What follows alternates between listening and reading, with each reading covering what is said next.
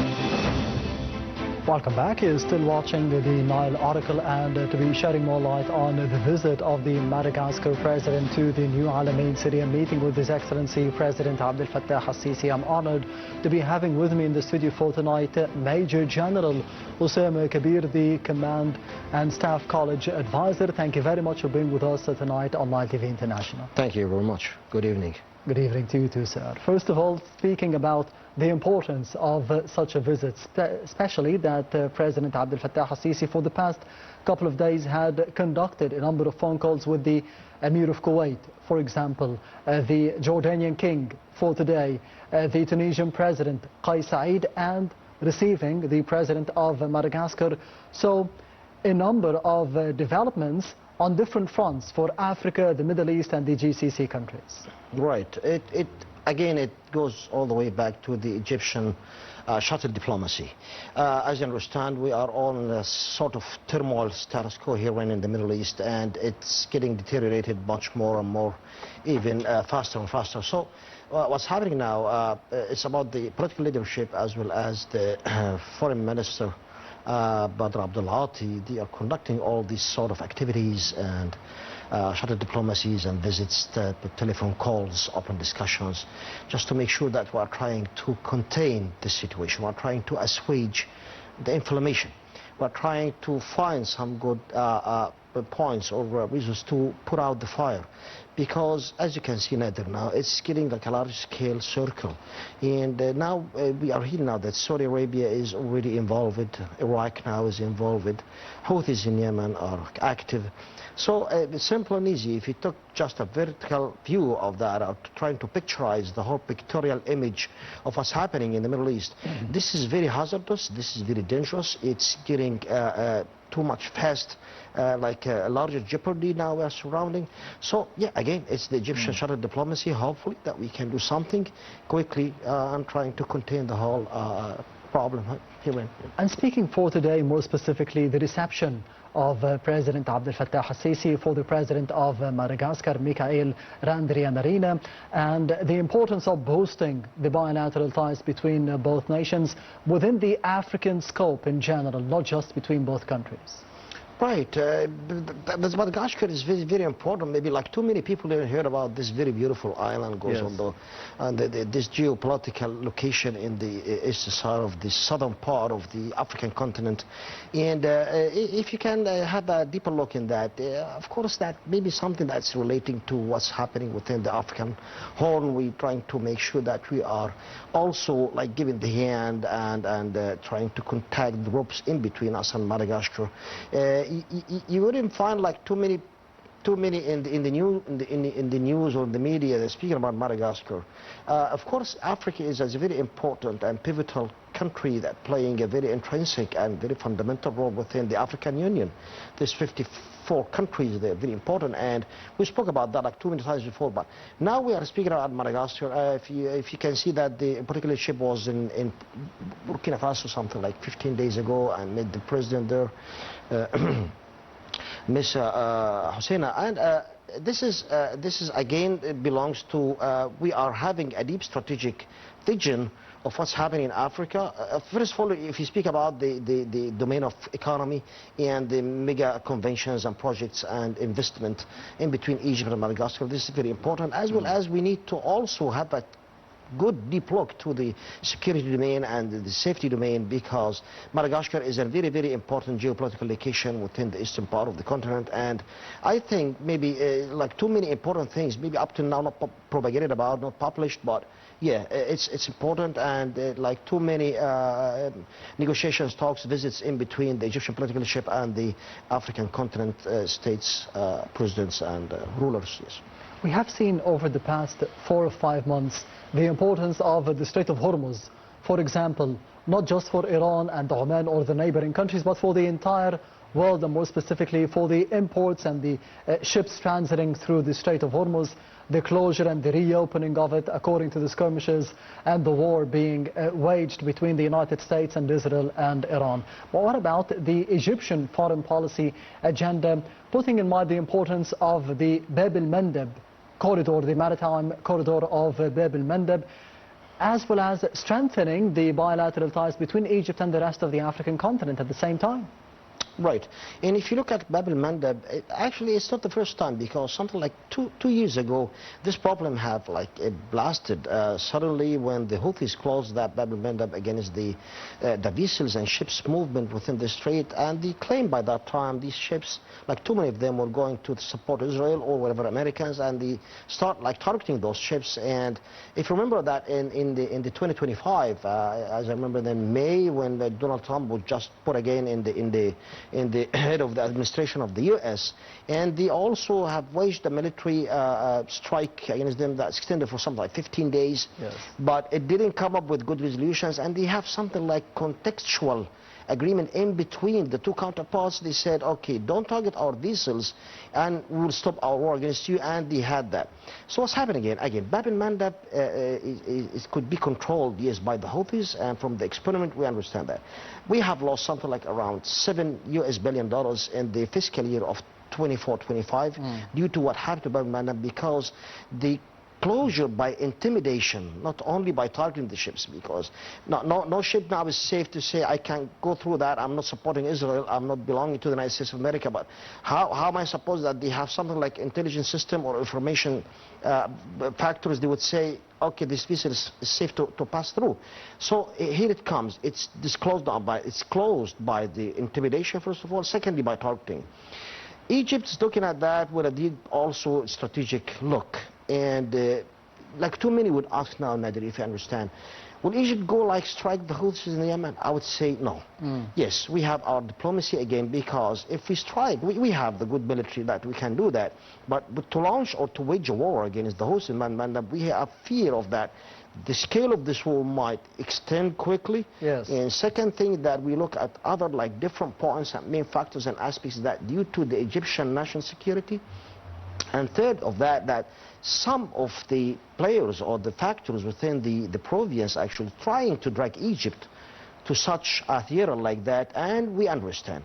So we can overcome that. We can deal with the economic hardships that we're facing due to the lack or the leakage of the money that belongs to Bab el-Mandeb Strait, because we are connected with the Suez Canal. That's the problem with us. Yes, Bab el-Mandeb is very important. Houthis are trying to play something. Iran is controlling the Houthis.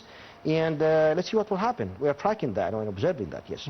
All those calculations regarding the Bab el-Mandeb and the Strait of Hormuz, as well as the revenues of the Suez Canal here in Egypt. But what about the Horn of Africa and the Red Sea, something that had been raised several times by President Abdel Fattah al-Sisi, one meeting any other president, and including for today, the importance of the Horn of Africa strategically for Egypt, how do you see it? It's very important at a very large scale, because Horn of Africa problem came maybe earlier than Bab el-Mandeb problem.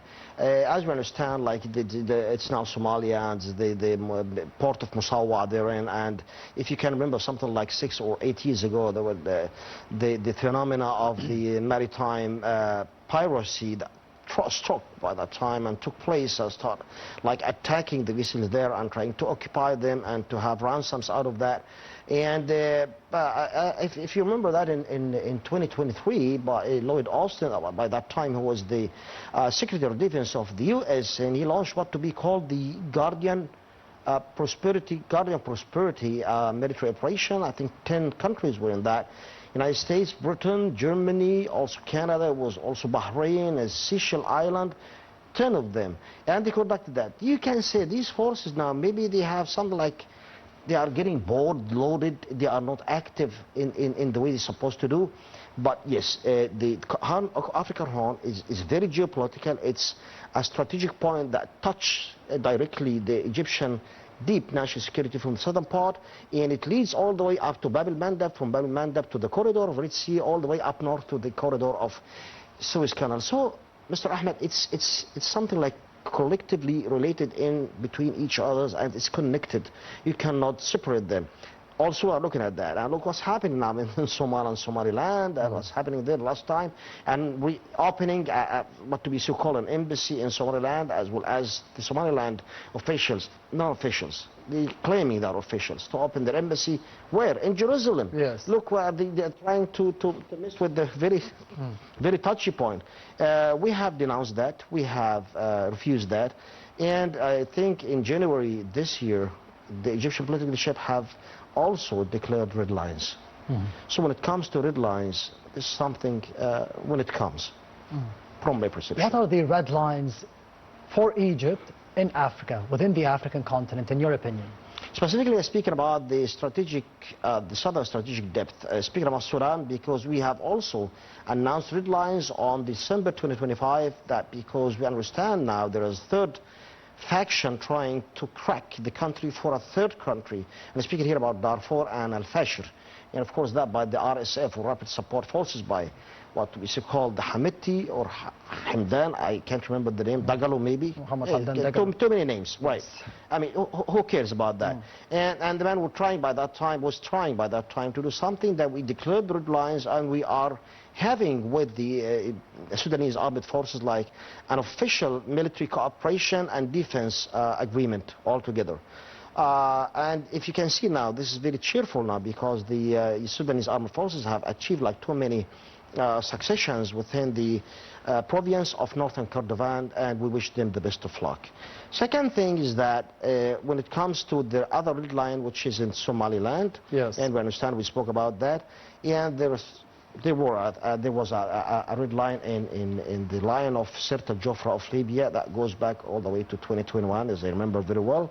And we have also red line for displacement of Palestinians out of Gaza, whatever, not to even Sinai, not to Jordan, not to any country within the whole international community. So I think up till now, 4 red lines being declared by the Egyptian political leadership itself, and we are keeping that. We are safeguarding that. Speaking about Sudan, Somalia and Libya, and the Egyptian priorities within the African continent and the African context for today, the President Abdel Fattah al-Sisi meeting with the President of Madagascar, a number of memoranda of understanding were signed between both leaders or between both countries. One of them is to be keeping the priorities of Africa in general intact, for the benefit of all the Africans, for the benefit of the Egyptians, for the benefit of the other nations and the other peoples of the continent as well. How do you see the importance of this type of coordination and cooperation between Egypt and Madagascar and the rest of the African continent to be preserving the priorities of Africa? Again, it's very important, and I love very much the way intact you have just mentioned, yes, because it's maybe the most defining word you can see within that. Africa is very precious. Africa is very rich, and Africa most likely is infected a little bit and diseased a little bit due to the colonial era, if you understand that. Now Africa is revamping again. Africa is in the resurrection stage now. So what we're doing here in Egypt, and the political leadership as well as the Ministry of Foreign Affairs, they're trying to rebuild all it's not the mutual beneficial situation between two countries. Exactly what I said. It's multi-beneficial situation that you need to build up to keep it, to have the momentum that going on positively ahead away. So yes, again with Madagascar, and as I told you a couple of minutes ago, not too many people heard about Madagascar before. Only in some good movies that have been produced by Hollywood. Films, yes. But Madagascar is a very beautiful island, and it's very rich too, and we need to have these sort of relations with them in the 5 domains, not only in the economic domain or investing domain, but also in the military and security domain, as well as social domain, as well as the political domain, and plus the cultural domain. So again, it's the Egyptian shuttle diplomacy with Madagascar, with Congo, with the South Africa, with Burkina Faso, with the whole country, and we were leading that the COMESA form in the last 30 years, and still we're having that up to now, and we are dealing with the IGAD as well as all the continents, all the countries and states within the Africa, and this is very important to the Egyptian national security as well. Major General Osama Kabeer, you mentioned that there is a change, there is a shift in terms of how Egypt sees the rest of Africa now under the tenure of President Abdel Fattah al-Sisi. How do you think this approach has changed the bilateral ties between Egypt and the rest of Africa in the space of 10 or 12 years to the better? Right, it's not only with Africa. If you remember, we spoke about that before too. It's also with the European Union. Yes. And if you remember, we speak about some of the European countries now would say, why Egypt is not an unofficial member within the EU. This is very fantastic because you understand that we are having very good relations with them. We have very good domains that we speak about, specifically about economy and the security and the safety and the depriving and mitigating the illegal migration. So when we go to the African continent again, when we speak about the 5 domains, it's been changing. It's like due to the last 8 or 10 years because of the awareness, because the quick awareness is a must within these days. And we understand what are the problem lies, what the African continent needs from Egypt. Egypt is being murdered by such very fantastic geopolitical location. As you can see, Egypt is an Afro-Eurasian transcontinental country. Yes. So everybody truly is knocking at Egypt's door. And you need to open the door for those. Africa is very important to the whole world. So when you speak about Egypt, you call that because you are the pillar, you are the gyro here in this continent, and it goes back all the way to the president of Abdel Nasser, if you remember that. Like too many of them still remember that man.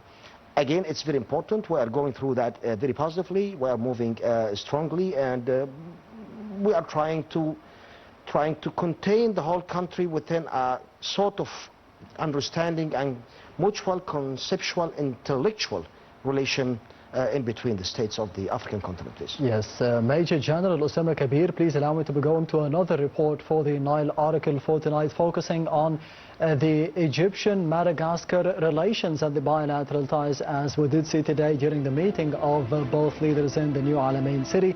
And the upcoming report will be focusing on advancing the partnership between Egypt and Madagascar for the benefit of the sustainable development of both nations for the future. Stay tuned. Egypt and Madagascar are ushering in a renewed phase of bilateral cooperation, reflecting Cairo's enduring commitment to strengthening African solidarity through practical partnerships that promote development, stability, and regional integration. President Abdel Fattah el-Sisi and his Madagascar's counterpart, Michael Randrianarina, always reaffirmed their determination to elevate relations across multiple strategic sectors. President el-Sisi underscored Egypt's readiness to support Madagascar's sustainable development ambitions, highlighting Egypt's long-standing approach of sharing expertise, building capacities, and promoting African-led solutions to continental challenges. The same goes for expanding cooperation in trade, investment, infrastructure, agriculture, healthcare, and human development areas where Egypt has increasingly positioned itself as a trusted development partner across Africa. The cooperation between the two countries extends beyond bilateral priorities to encompass wider African concerns. Both leaders always stress the importance of closer consultations on peace, security, and economic resilience, while reaffirming their support for the African Union's Agenda 2063 and the UN Sustainable Development Goals.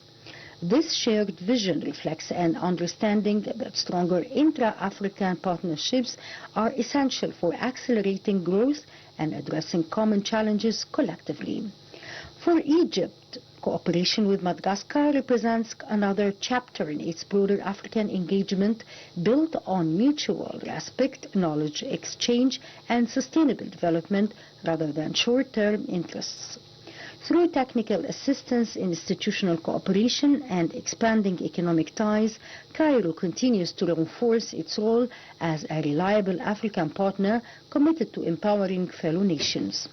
As Egypt broadens its diplomatic and developmental footprint across the continent, the evolving partnership with Madagascar demonstrates how political trust can translate into tangible opportunities for investment, human capital development, and regional prosperity. Both countries are shaping a relationship that not only serves their national interests but also contributes to a stronger, more interconnected, and more resilient Africa as well.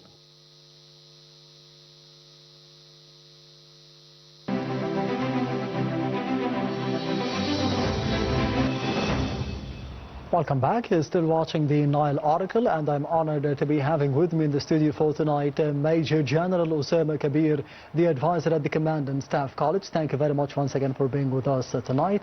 We were speaking about the political stability in Africa, about the boosting of bilateral ties between Egypt and the rest of the African countries, and more specifically for today with Madagascar. In your opinion, how can this be reflected on the economic bilateral ties between Egypt and the rest of the continent, and more specifically Madagascar?